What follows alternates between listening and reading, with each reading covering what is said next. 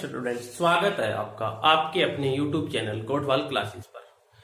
आज हम कक्षा 10 का एक लेसन चल रहा था अपना केंद्र सरकार, उसके दो पार्ट हमने डिस्कस कर लिए थे। आज आगे का पार्ट है वो हमें डिस्कस करेंगे। हमने पढ़ लिया था संसद के दो सदन होते हैं, उनके जो योग्यताएं, सदस्यों की संख्या, ये सब हमने किया है वहां पढ़ लिया था। और उसके बाद लोकसभा जो अध्यक्ष है उसकी कार्य शक्तियां पढ़ ली थी। आज अपने को पढ़ना है वो है संसद की कार्य शक्ति। संसद की कार्य शक्तियां। आज अपने को क्या पढ़ना है? संसद की कार्य शक्तियों के बारे में डिस्कस है वो करना है।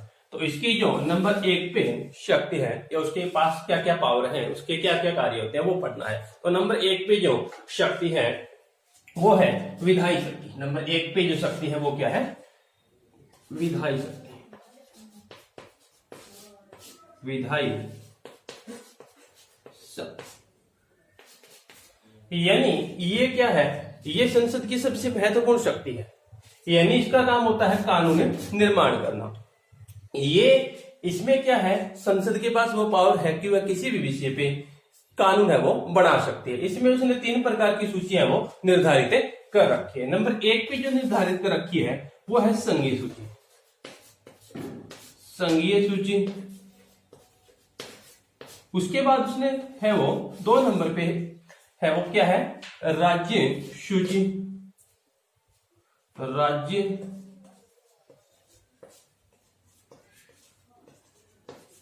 सूची।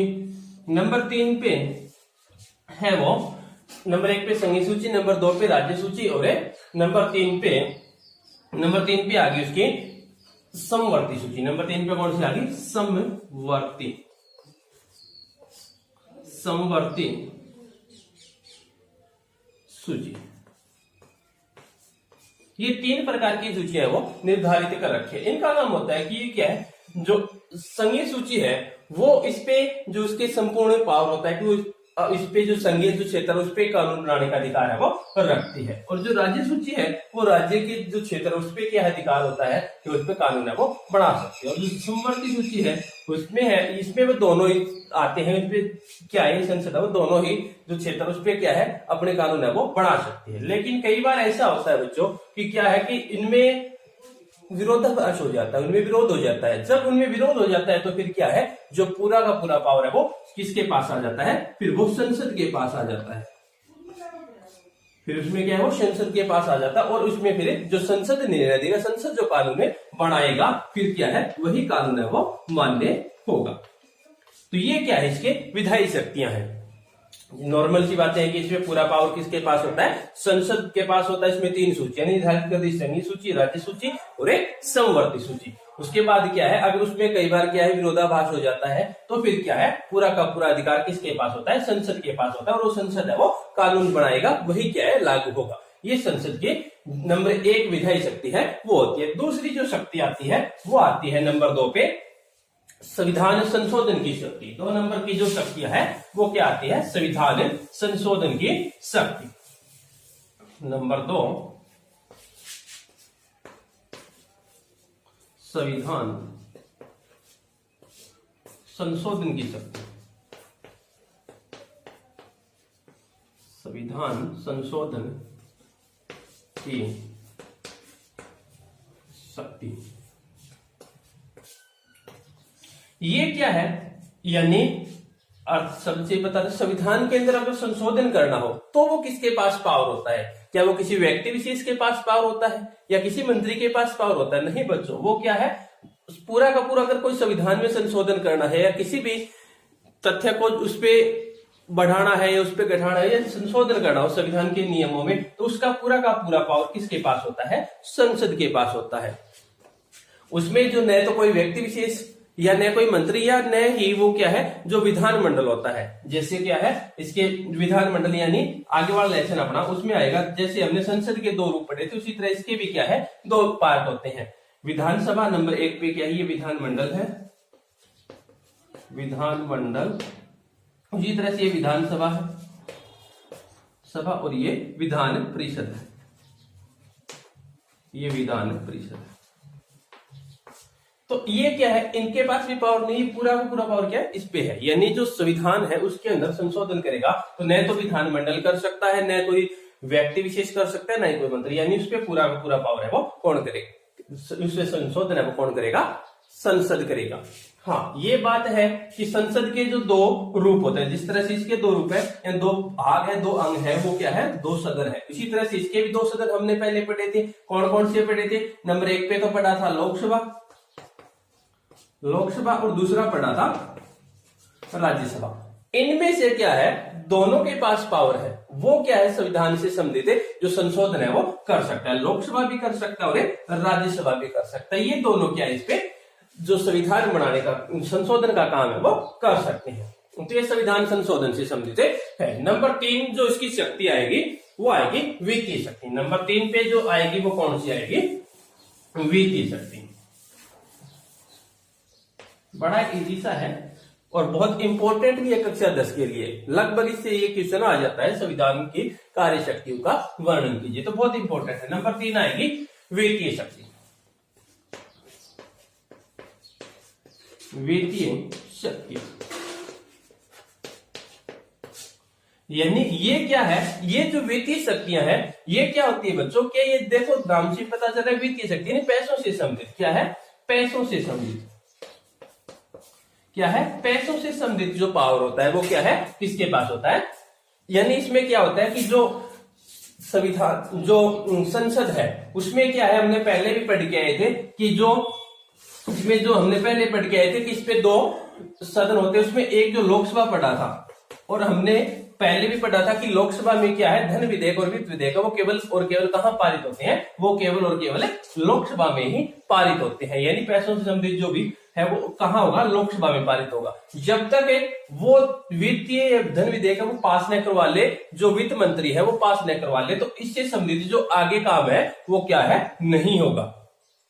यानी कहने का मतलब क्या है कि जो लोकसभा में और जो राज्यसभा में, पहले तो आएगा ये, पहले हम डिस्कस कर चुके हैं वित्त विधेयक और धन विधेयक पे, क्या ये यही हमेशा केवल यही पारित होता है, उसके बाद यहाँ जाता है, उसके बाद राष्ट्रपति के पास। तो क्या है, ये यहां से पारित होने के बाद ये पारित हो जाएगा लोकसभा में, तब क्या है, इस पे जो आगे का काम है वो वित्त मंत्री करेगा।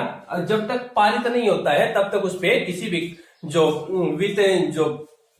वित्तीय शक्तियां उसकी नहीं होता है, उससे जो संबंधित कार्य है वो नहीं होता है, वो क्या है, यहीं रहता है। तो ये क्या है, वित्तीय शक्तियां हैं। उसके बाद क्या है, नंबर 4 आएगा, यानी 5 6 तो है इसकी, 4 नंबर आएगा वित्तीय शक्ति। यानी कौन कौन सी आगे हमने पढ़ लिया, एक तो पढ़ लिया संविधान संशोधन की शक्ति, दूसरा पढ़ लिया विधायी शक्तियां, और तीसरा अभी पढ़ा हमने वित्तीय शक्तियां। तो नंबर 4 पे आएगी प्रशासनिक शक्तियां। नंबर 4 पे कौन सी आ जाएगी, प्रशासनिक शक्तियां।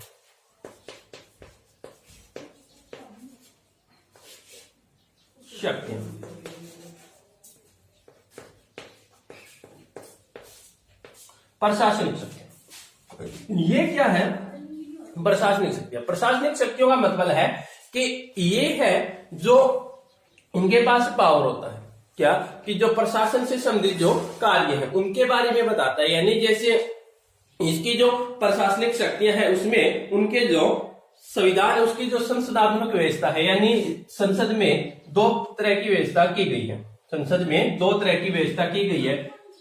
ये जो क्या है, संसद है, इसमें ये कह सकते हैं इसके 2 पार्ट, यानी कौन कौन सी, एक तो होगी जो अध्यक्षात्मक कह सकते हो, अध्यक्षात्मक व्यवस्था, और एक है जो दूसरी जो व्यवस्था है अपनी संसदनात्मक व्यवस्था। दूसरी कौन सी होगी, संसदनात्मक व्यवस्था है, वो क्या है, इस पे की गई है। अध्यक्षात्मक और दूसरी संसदनात्मक, यानी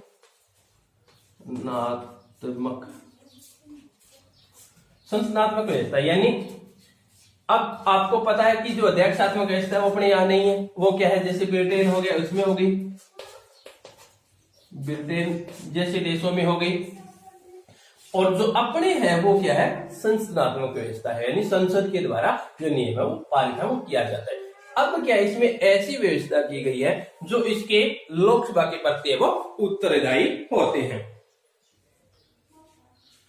किसके, लोकसभा के प्रति वो उत्तरदायी है वो होते हैं। यानी ये तब तक व्यवहार में रहेंगे, तब तक व्यवहार में रहेंगे जब तक क्या है इसमें वो लोकसभा के प्रति कार्य करते रहे, लोकसभा को भंग नहीं हो जाए। जब क्या है लोकसभा भंग हो जाएगी तो ये शक्तियां हैं उसके क्या है समाप्त हो जाएगी। हमने पढ़ा था कि इसके उपनाम में कि इसकी निम्न स्तर होता है लोकसभा, तो ये क्या है जब तक कार्य करती रहेगी जब तक वो इस पे क्या है भंग नहीं हो जाएगी। तो ये क्या है प्रशासनिक शक्तियां है वो इसमें होती है।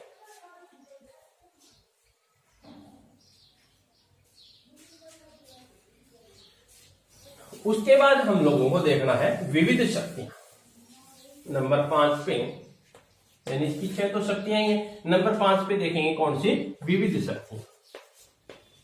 विविध शक्तियां, विविध शक्तियां, यानी इसको क्या है दो भागों में बांट रखा है। इसको क्या है बच्चों दो भागों में बांट रखा है। नंबर 1 पे क्या है विविध शक्तियां को निकल गया, जिसकी जो प्रमुख है जो पदाधिकारी है उनके बारे में, जैसे राष्ट्रपति हो गया, उनमें क्या है राष्ट्रपति को हटाने से संबंधित या सर्वोच्च न्यायालय उच्च न्यायालय है या उपराष्ट्रपति, उनको हटाने से संबंधित जो बातें हैं वो इसमें कही गई। जैसे राष्ट्रपति है वो अपने नियमों जो कानून है उनको उल्लंघन करता है, उसको किसी भी वाद विवाद पे क्या उसको हटाया जाता है, तो क्या है वो कौन सी नियम हो गया, उसको किस तरह से हटाया जाएगा, तो वो बातें इसमें लिखी गई है। या तो क्या उसमें जो उसके जो दोनों रूप हैं, यानी क्या है या तो उसको जो राष्ट्रपति है उसके विरुद्ध महाभियोग, यानी क्या है राष्ट्रपति उसके विरुद्ध के महाभियोग से हटाया जाएगा, महाभियोग से हटाया जाएगा। महाभियोग क्या है कि राष्ट्रपति के जो खिलाफ है वो दोनों सदनों में जो कानून है वो पारित करके लेके आना पड़ता है, महाभियोग उसके द्वारा हटाया जाएगा। संसद के दोनों रूप है वो, संसद के दोनों सदन है वो क्या है उसमें जो पारित हो जाएगा फिर क्या उसको हटाया जाएगा। ये एक तो क्या है राष्ट्रपति के खिलाफ लाया जा सकता है। जो सर्वोच्च न्यायालय है या उच्च न्यायालय है उनके खिलाफ है क्या वो हटाया जाएगा। उन दोनों को हटाने की प्रक्रिया वो उसमें सम्मिलित की गई है। नंबर 2 पे जो राष्ट्रपति के द्वारा जो आपातकालीन शक्तियां होती है, राष्ट्रपति है उसकी जो आपातकालीन शक्तियां हैं,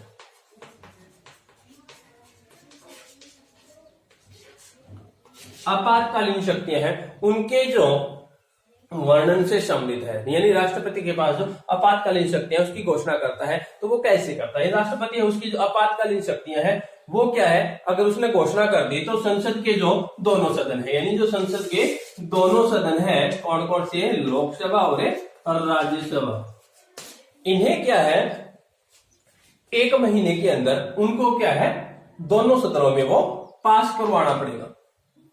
और जब दोनों सदनों में वो पास हो जाएगा तो क्या है बच्चों वो जो राष्ट्रपति का आपातकालीन शक्ति है वो क्या है 6 माह के लिए लागू हो जाएगी। अगर आगे फिर भी उसको क्या है बढ़ाना पड़े, ऐसी परिस्थितियां बन जाए 6 महीने तक भी नहीं उसको आगे भी बढ़ाना पड़े तो क्या इन्हीं से भी उनका काम चल जाएगा, नहीं, तभी उनको ऐसा काम है नहीं चलेगा। तो फिर क्या करना पड़ेगा, फिर दोबारा से क्या है इनमें यह बिल है वो पास करवाना पड़ेगा। दोबारा से मेरे जाएंगे दोनों लोकसभा और राज्यसभा में और दोनों में फिर वो पारित होने के बाद आगे फिर क्या है 6 माह के लिए आगे फिर उसकी जो समय अवधि है वो बढ़ जाएगी। तो ये क्या है इसकी 2 तरह की जो विविध शक्तियां है उसमें 2 तरह का प्रावधान है वो किया गया है। कौन कौन से, एक तो क्या है महाभियोग से यानी जो उच्च पदाधिकारी है उनको हटाने से संबंधित है वो, और जो राष्ट्रपति और दूसरे में क्या है उसकी जो आपातकालीन शक्तियां हैं उनके बारे में वर्णन है वो किया गया। नंबर 1 के और बच गई नंबर 6 वाली जो, यानी अब अपने को डिस्कस करना है 1 पॉइंट और रह गया बच्चों अपना नंबर 6 पे। नंबर 6 पे जो एक और रह गया वो रह गया निर्वाचन संबंधी शक्तियां, यानी कौन सा रह गया निर्वाचन संबंधी शक्ति, निर्वाचन संबंधी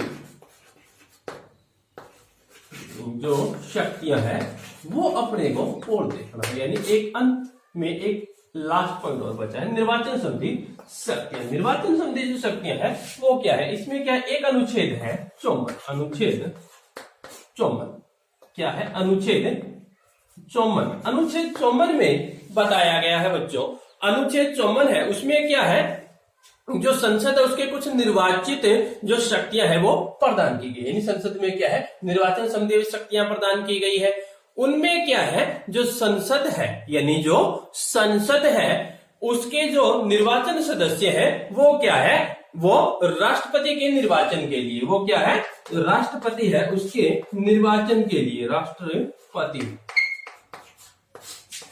के निर्वाचन के लिए, निर्वाचन के लिए एक, निर्वाचन के लिए एक मंडल है, वो निर्वाचन के लिए एक जो मंडल है वो गठित करता है, गठित करता है।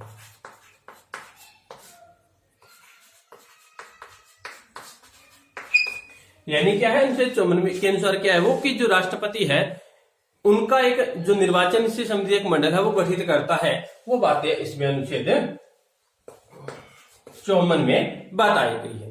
उसके बाद एक और है अनुच्छेद 66, एक और उसमें क्या है, अनुच्छेद 66 का जिक्र है और किया गया है, क्या है, एक अनुच्छेद 66 का जिक्र है और किया गया है।